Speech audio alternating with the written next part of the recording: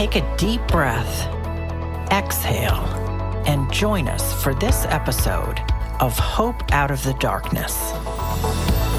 Shell Pavlis is a non-professional learning to navigate the world of suicide prevention. As a volunteer of the American Foundation for Suicide Prevention in Orange County, California, she chats with people who, like her, are affected by suicide. Hear their real-life stories, learn how they keep living life to the fullest, and find out what can be done to stop suicide. Join the conversation with fellow AFSP volunteers and mental health professionals, all of whom have their own stories about suicide. Let's find hope out of the darkness. Hello, thanks for joining us today. I'm Shell Pavlis, your host. And today, our special guest, I'm really interested for you to hear his story and to talk to him because he's going to talk to you from the perspective of someone with mental illness, a patient. He's going to be relatable in the way that a mental health care professional is not.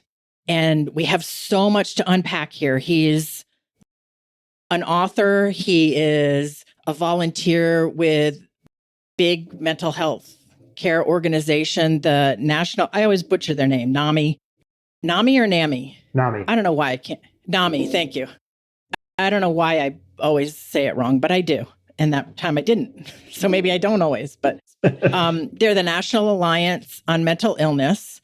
And we'll talk about that. He also has created a support organization. We'll talk more about it, called Broken People. And this is his new book, which we are going to really dive in as much as we can in this short interview, called Broken Like Me. And it's pretty amazing. And there's a lot for us to unpack. Obviously, we're not going to discuss the whole book, but there are a couple things that I want to touch upon and get your perspective on. So we have Joseph Reid with us. And if you would, Joe, tell our listeners a little bit about yourself, what I didn't cover, or what you'd like people to know. Yeah. So I think to get the basic idea of who I am and what drives me, the things that are most personal to me are I've been married for 24 years to the love of my life. We just celebrated our 24th anniversary. I've got 4 kids. I'm a passionate follower of God. At least I try to be as the best of my ability.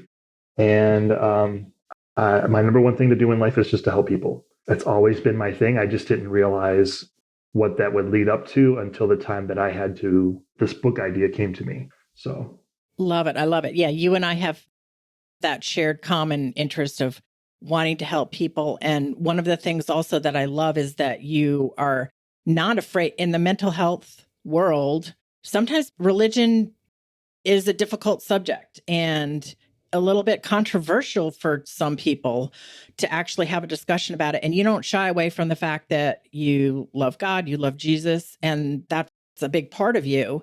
And I really respect that. And I like to hear that perspective too, because that can be of great support to people as well. And that might be another whole podcast too at some point with that topic. For sure. But really, the first thing I want to ask you is, so I did read most of the book. That's impressive. Yeah, I received it just a couple days ago. So I skimmed through a couple chapters, but I read the rest. So I guess a good place to start is, why don't I just ask you, on your mental health scale, how are you feeling today? That's a funny question because I'm in a unique spot today. I am at a 6.2. So what that means is, and just to explain the scale a little bit, is my scale goes from -10 to 10. There are scales that are typically used in the mental health world that I call the +10 or the +1 scale. The +10 scale means that, 10 is good and 1 is bad. The problem I have with that is a lot of times they don't leave a lot of room for good feelings. So at the point of about 7, 654, like that's where you start dealing with bad emotions, not bad emotions, but negative feelings, or you're feeling bad, where the only good emotions you have is like, oh, if you're 8 or 9 or 10, then you're feeling great. Like, that's not fair to good feelings. I'm like, that's unfair. And for me, a logical person, like, it should be at the 5, right? Or something like that, like halfway. And then there's the positive 1 scale, that 1 is good and 10 is bad. And I've seen both used in the mental health field. And it's really confusing. And there's no consensus between professionals and between loved ones. And that just caused me a lot of problems 10 years ago. So I just created a scale that worked for me. A negative number is you're not doing well. A positive number is you're doing well. And there's 2 significant numbers in there. There's the crisis number, and then there's the manic number.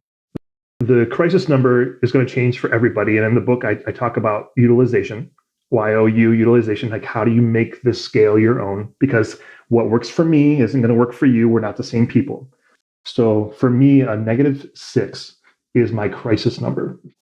And a -6 means that's when I need to go to the hospital. That's when I'm seriously at risk for hurting myself. And I've got a lot of racing thoughts and I'm not safe. So I don't have to, when somebody asks me how I'm doing, I don't have to be like, well, I'm suicidal. I think, blah, blah. I just have to tell my friends, my wife, my therapist, my doctor, -6, I'm gone. On the other side, there's the +6, where I am today, actually, a positive 6.2. And that's the manic number. That's when you're a little bit irrationally happy and you can have unrealistic expectations for life. A little bit out of control with, when people are manic, they're like, I'm going to start 6 businesses and have a podcast and I'm going to eat all the Oreos and I can do it because I'm healed and I'm not sick anymore or, whatever. And for me, there's 2 things about that are really significant. Number 1 is when people get in a manic state, there's a lot of fear associated with that. Loved ones get afraid because they know what follows that, which is the crash. And the person that, like in my situation right now, that I'm experiencing the 6.2 is the fear of the crash for myself. So the other thing I think about with that is when we operate in fear, we lose the opportunity to really enjoy the good feelings that you have in this state. So there's 2 things I can do. Like, number 1, I tell the reader to enjoy the positive feelings, whether it's a +1, a +0.5, whatever. If you're on the right side of that 0 and you're positive, celebrate that. But I can also use a coping skill, which I call coping ahead. This is how you plan to use coping skills when you see things down the road that are going to happen. So when I was talking to my therapist today, I said, I'm at my manic number. And this is what I'm going to do to keep from crashing. I'm going to set a timer on my TV tonight, and I'm going to read when I'm in bed. When I plug in my CPAP machine, I'm going to turn off my phone, and I'm going to read, and I'm going to call all my friends so they can text me and make sure that I do those things before I go to bed. And I did that, and they're texting me right now. Oh, good. So these are my intentional best friends that I talk about later on in the book. Yeah, yeah. So a lot of stuff to unpack there, but that was the gist of it. Yeah, there's so much more detail in the book. I highly recommend everybody read it, but that was a good synopsis about, I don't know, I just like your scale because it just seems logical. Yeah, like you're feeling negative, you're negative. Yeah. Go figure. Yep. And I even saw, there's a scale that someone fairly recently created, and it's gone a little bit viral on social media. It's called the Ammon scale, and it's a graphic with numbers and details about feelings within the certain box that related to the graphic. And I understand the concept behind it, kind of. So if a healthcare professional maybe has that on the wall, okay, point to where you're feeling today type thing. But again, without that consistency, overall from patient to, all the different psychiatrists or mental health care workers that they could be working with, there's so much room for confusion and for misunderstanding.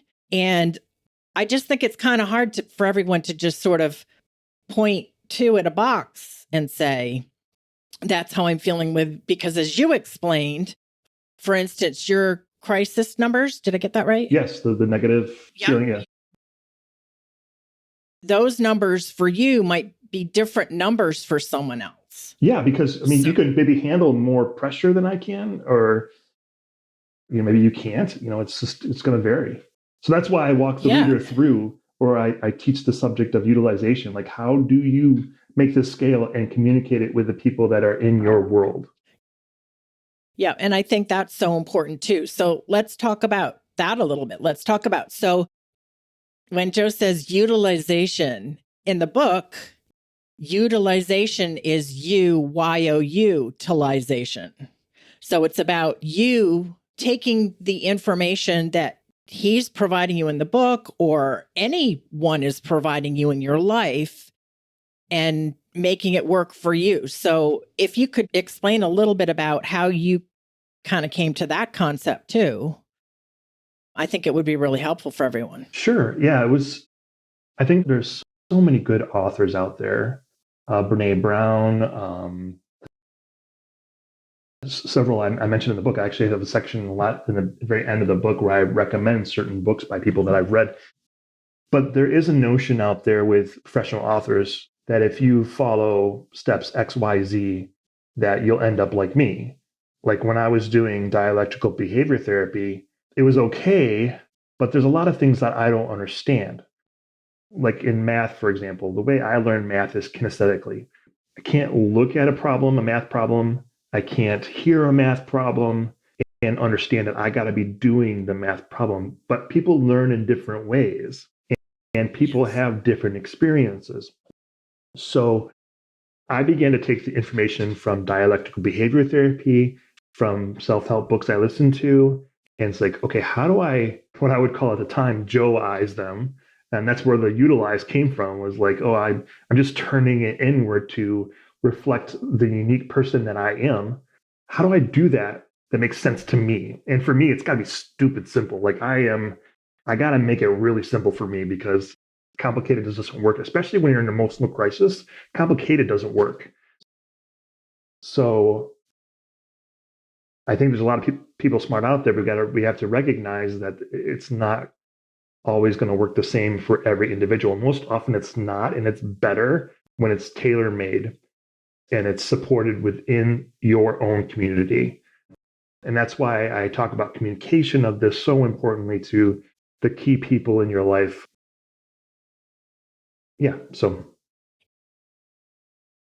In your book too, you also break down tools, like in a toolbox. And we already discussed tool number 1, which would be the mental health scale. Yeah. And I actually wanted to have you kind of describe, if you could only have 2 tools, one of them being the mental health scale, what would be your other? Yeah, so I use the mental health scale as a measuring tape. And I think that measurement and communication of measurement is vital. I think that's the most important tool we use, is being able to communicate. There's 2 other tools I use in there, and they're kind of like so important for each other, but I would have to say the journal, which I did put the tools in order in my book for a specific reason. Mm-hmm. And I thought you would probably mention the journal. And so tell about your journaling experience from someone who did not at the time have a I Love to Journal mug, which is you saw that, huh? An inside joke from the book. So yeah, read the book, you'll figure out that one. Exactly. So journaling, it's something I've done since I was 16 years old, and it's an amazing tool to be able to find a safe place to kind of work out who you are, what you think, what you believe, and your self-doubts and self-likes. It's such a wonderful place. And I refer to the journal. I was actually writing this chapter while I was camping with my son in northern Michigan.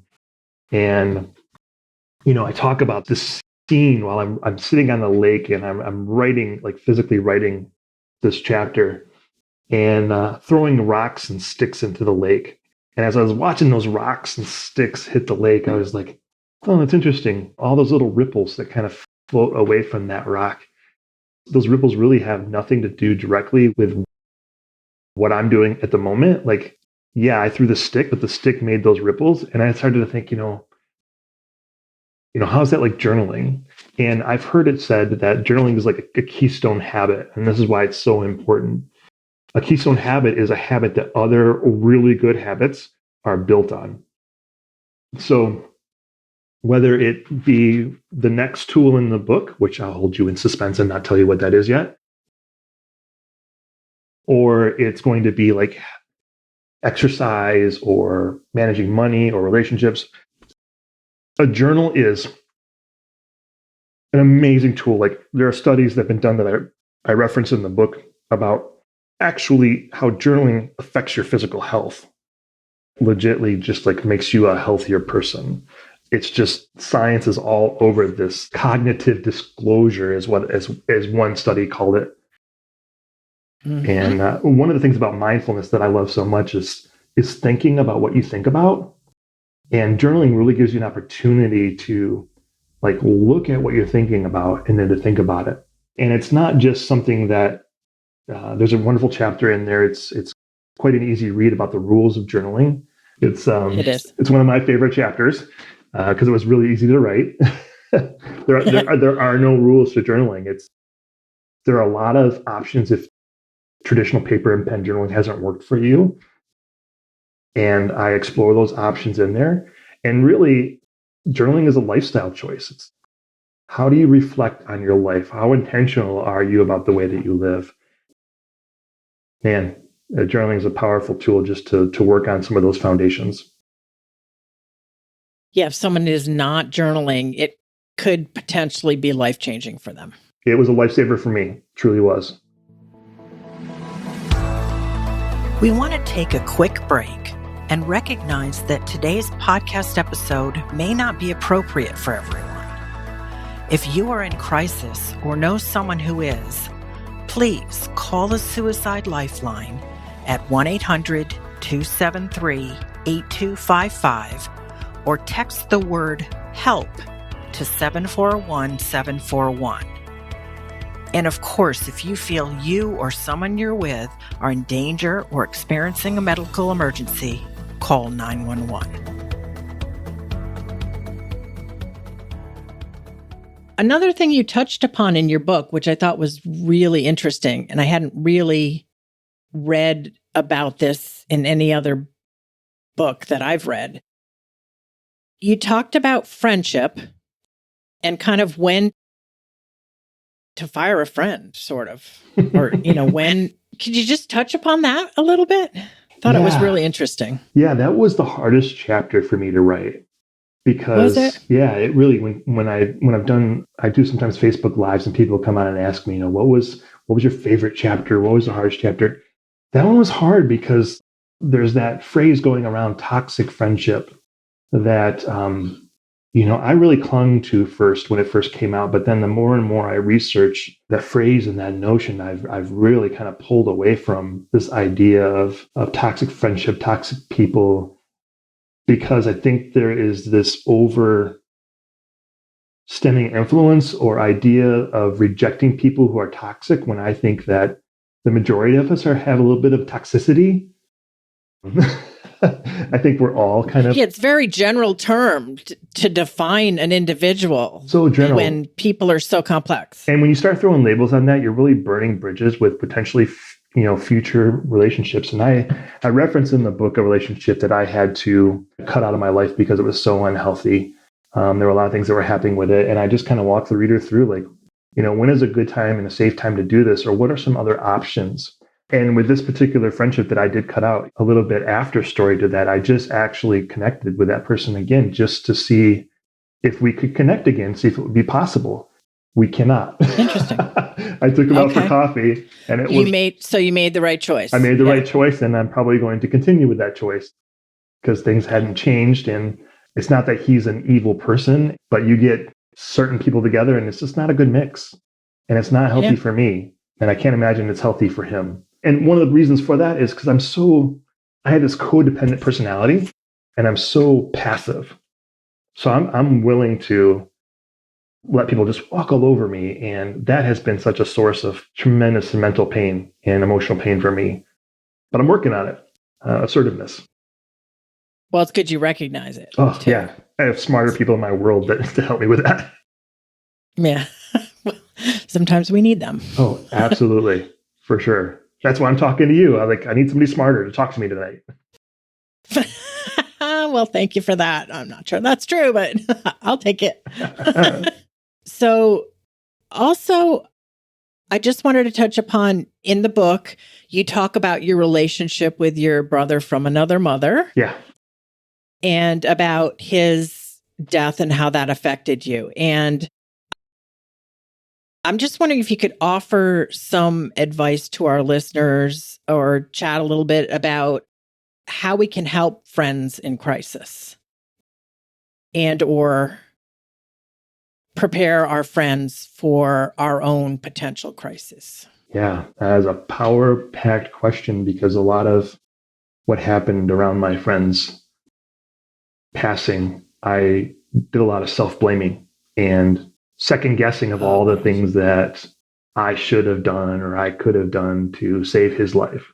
And I think one of the harder things that really became noticeable to me was his isolation from the rest of the world, from his children, from his soon-to-be ex-wife, just pulling away from that. And there are a lot of transitions happening in his life. And the one thing that I talk about in the book a lot, and the one thing that he exemplified in my mental health, was showing up. Even if it pisses him off, you show up and you make sure that they understand that they're loved. That looks like on Thanksgiving Day, he was living in a 1-bedroom flat that he was sharing with a bunch of other college kids. And this guy's, an older guy he had 8 kids, 8 children. And I shown up, I was there, past tense, and with some turkey, pumpkin pie, and just hung out. Just let him know that he's not alone. And that was nice. People go missing for all kinds of reasons. I think when somebody's experiencing a tragedy or emotional crisis, my friend like Nathan and we have a tendency to pull away from people because we don't want to be a burden. But if you can push against that and help people like myself and my friend Nathan realize they're not a burden, that they truly are loved, that goes a really long way. But then there's the other aspect: people go missing because when I experience crisis or my friend experienced crisis, so many people just disappear and they don't know how to deal with it. So they don't deal with it and they just kind of abandon it and just kind of distance themselves so they don't have to see the absolute mess that life becomes when you isolate and when you're dealing with those extreme crises. I mean, it's just such a mess. And I don't blame people. I did blame people, especially around when Nathan passed. I was very angry for all the people that just kind of stepped back from this guy that committed so much love to so many people. But I'm over that. I'm ready to move forward in love, and I'm very vocal about this because I do have such a great support system, and it's safe for me. I am very sorry for your loss, and I hope you're at a place now where you do really know that it was not your fault. Yeah, I know that. I've always known that. Part of my mental illness are these subtle impulses in the back of my mind saying, you're not enough, you don't do enough. Constantly happening in my mind that just you're never good enough and all of that. So it's a battle that I fight, and I fight it hard, and I fight it even right now. And I may always fight it, but I'm up for it. I've got a wife and kids I care very much about that are worth the fight. Sometimes they don't feel like it, honestly, but I've made promises. I don't want to share something too triggering, but I made a promise to my friend as I was standing by his casket, and there were sticky notes that were put with a pen that people can write messages and put in with his casket before they send him away. And I wrote a note. I just said, "I promise." And I just stood there and just put that on his chest. And it meant so much. There were so many promises encapsulated in that one little note. Like I promised, like there were certain things I knew as soon as I found out he died, certain things like this book that I knew I had to do. And surviving is one of those promises that I made to him that day. So here I am.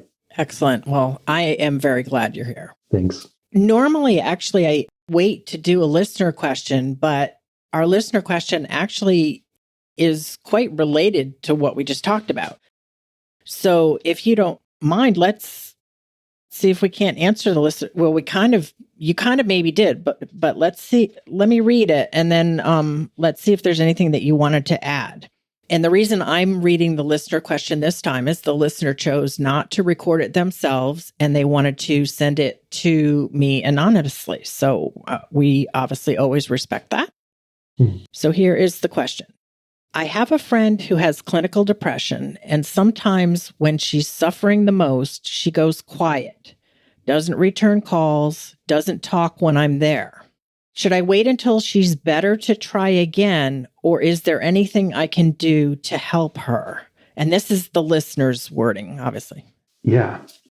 Love that question. And I wish I would have answered that entirely before, because I love answering questions I've already answered, but this is a great question, and I have so much more to add to this. Good. The third tool I bring up in the book is friendship. The first tool is measuring tape, and that's the mental health scale. Then the hammer, which is a powerful tool in that your journal. And then the nail, which is your friendship that wedges itself into your life. And sometimes as friends, we need to wedge ourselves in very uncomfortable places. And when your friend is hurting, now I need to qualify this and say that appropriateness is really a big deal to consider. Like, if this is a female friend and you're a male, and, you need to make sure that you're maintaining boundaries that have been consistent throughout your entire relationship, but you need to show up. That's what you need to do. First of all, you remember them. And remember, if you haven't heard from them in a while, like this happens at church all the time. People don't show up at church. Like, who's calling these people? Who's checking on these people? Or who's not at school? Or you got to remember these people, especially if they're in your circle. And then number two, you got to show up. And you got to show up and show out. Like, they need to know that they matter to you. Don't wait till they're better, because in my friend's case, he didn't get better. One time I spray painted my friend's lawn with a big message and a green turtle, because I like turtles. And it was the middle of winter. And like, sometimes you just got to do really elaborate things like that. So there's no doubt in their mind that they're important to you, that they have value. And man, don't wait. Be there. Cards, letters, phone calls, texts. And if there's other people that should be messaging them that aren't showing up, tell them to show up too. I did that for my friend. I just give those people a call, say, hey, have you checked in on so-and-so? I think they may be struggling. Don't divulge personal information. Just be like, hey, we need to rally around this person. Don't wait for them to get better, because it might not happen. Yeah, I love that. Reaching out to others and kind of showing up, collectively. Yeah, really, really important. Yeah, make it stupid obvious too, because these people that maybe isolate themselves, if it's anything like me, broken like me, if they feel that way, then they're not thinking logically. They're not thinking, they're in this tunnel vision, they're in this cycle. And whenever I'm like that, it's like, I can't imagine ever feeling good again. Like, my whole world is never going to be better. And sometimes it takes radical love to go in there and break that cycle. If it's spray painting their lawn when it's snowy because it'll melt, not spray painting their house, because that's illegal. But, here's another example. I mentioned this in the book. Like, I threw the hostess ding-dongs. I went to my friend's house, I rang the doorbell, ran back to my car, threw a bunch of ding-dongs at his door, and just took off. The ding-dong ditch, I mean, you just... Exactly. Yeah, it's the legal version. And they loved the ding-dongs. They were big fans. It's those little acts of love that reflect, and you really got to reflect who you are. And I'm crazy, and I love doing weird things that are out of the box. But, maybe you're a letter writer, maybe you're a musician, maybe you're a poet, whatever gifts you have been given, use those gifts to, by golly, let those people know that they are not alone. And don't just tell them they're not alone. That's one of the things that I do with broken people, is I don't tell people they're not alone. I show you in my book, I show you in my support group, I show you if you ever meet in my meetings, you are not alone, because I will be very vulnerable about my struggle. And I say things that other people won't say, because I'm mad enough to not care about it being embarrassed. So I deal with trichotillomania. I pull my hairs out. I eat my hair sometimes when I get anxious. I have no idea why. And sometimes I don't even know I'm doing that. And you can see patches missing. But I'll be pulling my hairs out and I'll realize, why am I pulling my hairs out? Oh, it's anxiety. And sometimes I'll get like an infection on the side of my face because I'm just, people are doing these things and it's much more common than people know. You're not alone because I'm showing you. Yeah, I really, really like that. Yep. A lot you can do, and more suggestions in the book too, as well. Yeah.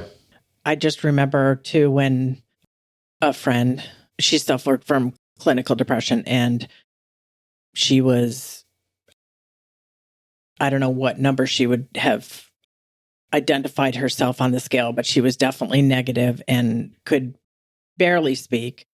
And I was not in close proximity. I couldn't visit with her. So I would just call her and she would pick up my calls and she would not say a thing on the other end, but I would just talk or tell stories or, let her know I'm there, let her know I loved her. And eventually she talked, and eventually, got back, but, where she was in the positive again. But I think sometimes you just have to do what you can do. Yeah, and we can't wait till we're going to get it right. Yeah, like we were so concerned about getting it right when we don't do anything. Like that was probably pretty awkward for you to sit on that phone. But I think people that are stable need to deal with being a little awkward because it's really awkward to be depressed all the time. Yeah, it was weird and uncomfortable. And despite the fact that I'm on this side of a podcast mic, I'm not super comfortable just talking about everything and anything. But you know what? It was important to let her know in the way that I could at the moment that I was there for her, and that if I couldn't physically be next to her, I'd be next to her through the phone lines. And yeah, so. Love is weird and uncomfortable. Like real love, it's weird and uncomfortable. And we make sacrifices when we love people. And I think you did that. And I think that's awesome. So thank you for doing that. Yeah. Oh, well, thanks. And you are right.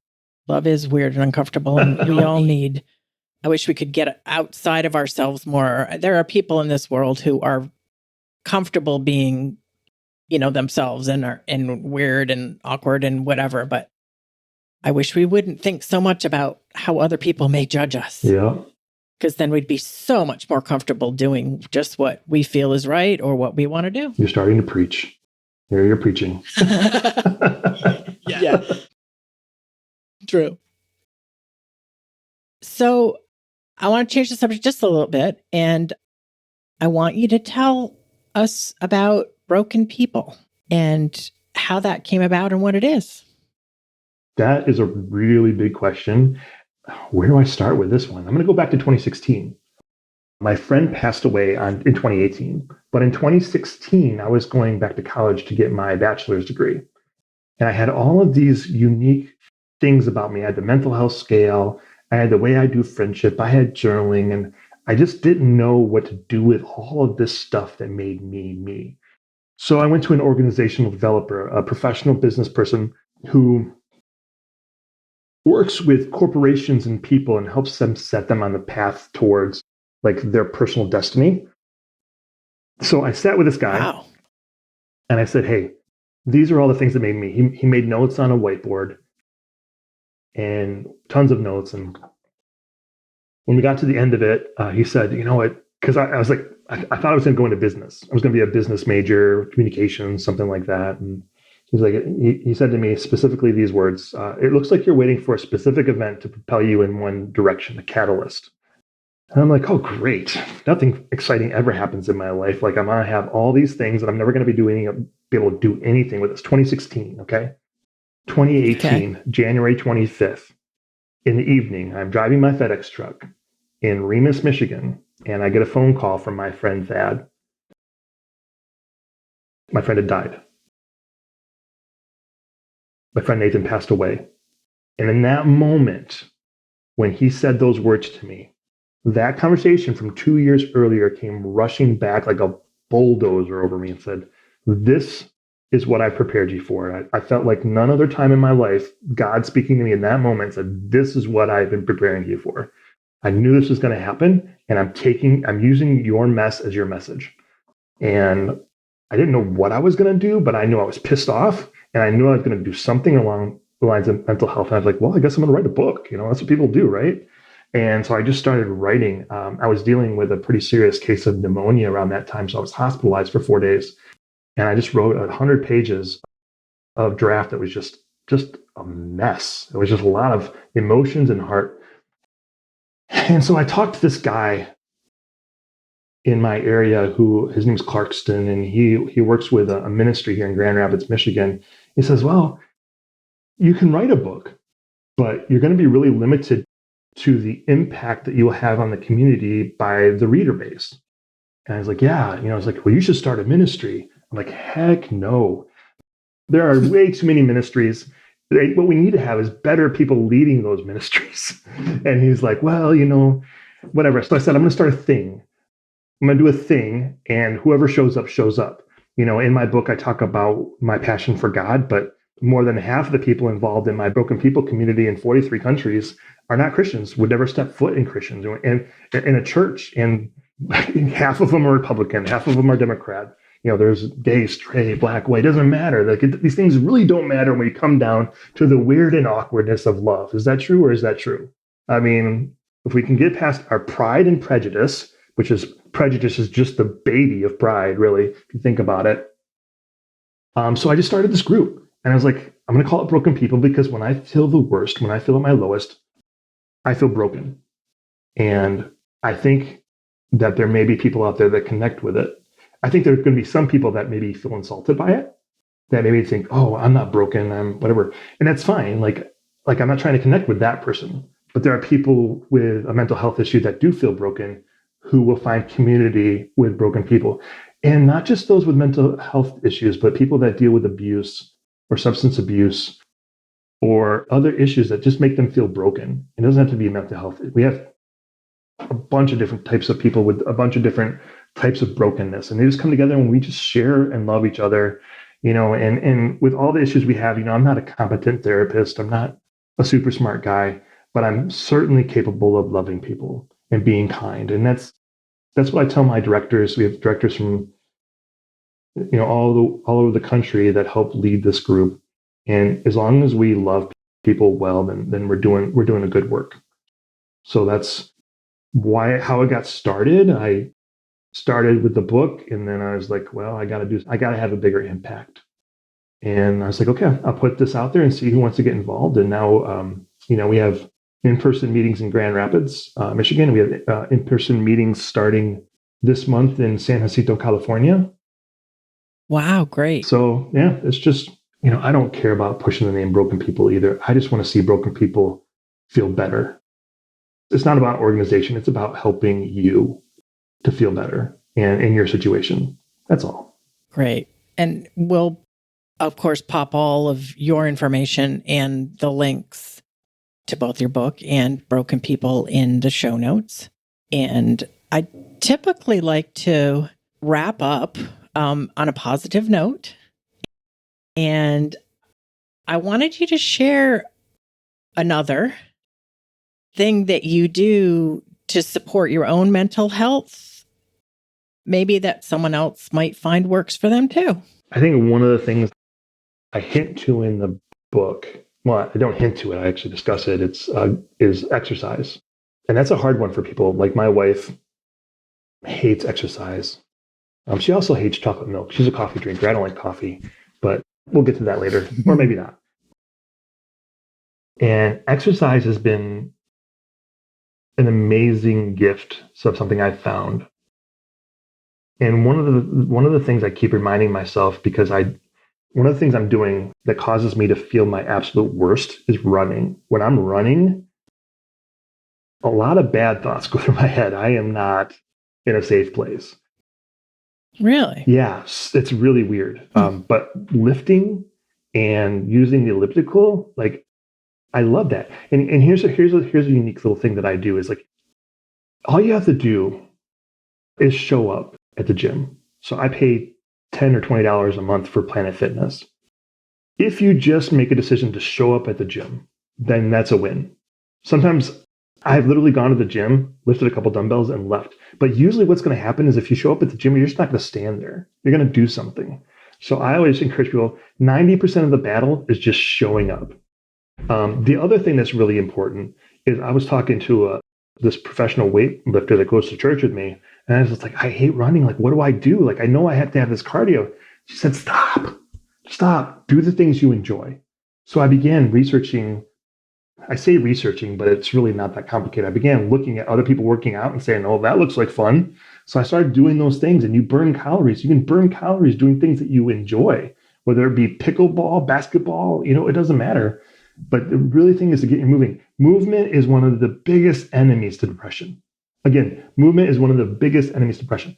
I have a phrase that I use, forward is forward. Sometimes I find myself, last weekend, 4th of July, stuck in a bed for 36 hours. And sometimes all I can get myself to do to move is like literally just do this thing, And if you can start small and truly celebrate those successes, like, oh, I just did it. I said I was going to do it. It's really goofy. It's weird, but I did it. I wonder if I can move my wrist now. And then begin to have those smaller successes build up to the bigger successes. And every win is a win. Count them as a win. And get yourself moving. That for me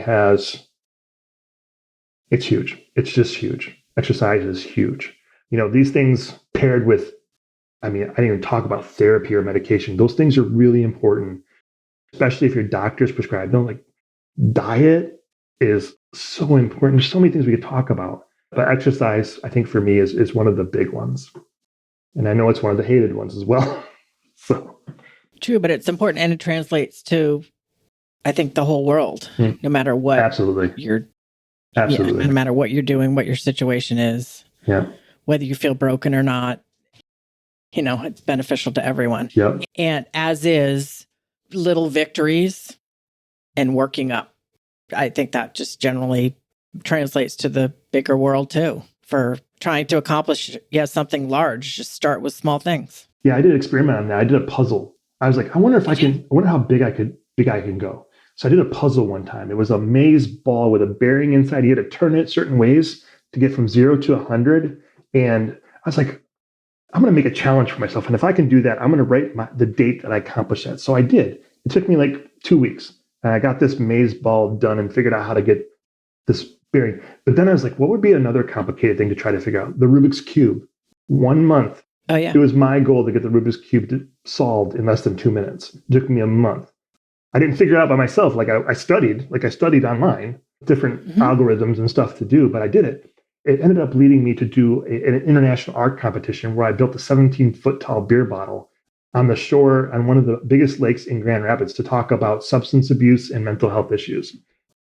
And it was all these little tiny wins that led up to this really huge exposure, really huge event. It was amazing. So start small, celebrate the wins, and you'll build them up. Stupid small, though. Start stupid small. Yep, stupid small. All right, we'll end on that note. Joe, this was a wonderful chat. I just want to hold up your book because I really think there's so much in here that our listeners could benefit from. And again, we'll put all the links in the show notes. And awesome. I really appreciate you. And I'm glad you're here. Yeah, I appreciate this platform that you have, and for you stepping out and being vulnerable to address this issue. It's fantastic. What you're doing is fantastic, and it's saving lives. So thank you. Well, thank you. Yeah, we both share that goal and mission to try to save lives and to spread kindness. And so I really appreciate you being here and helping me do that. Thanks, Joe. Love it. Okay, take care. If you are in crisis or know someone who is, please call or text the Suicide Lifeline. You can find out how to reach the Lifeline by looking for the numbers in the show notes of every single episode. If it wasn't glaringly evident in today's episode, I'm not a mental health or suicide prevention professional, and this is not an official AFSP podcast. I am determined, however, to find a way to help stop suicide in my community and to support those affected by suicide. Thanks for listening to Hope Out of the Darkness. To learn more about Shell, the American Foundation of Suicide Prevention, and how to submit listener questions to be answered on the show, visit hopeoutofthedarkness.com.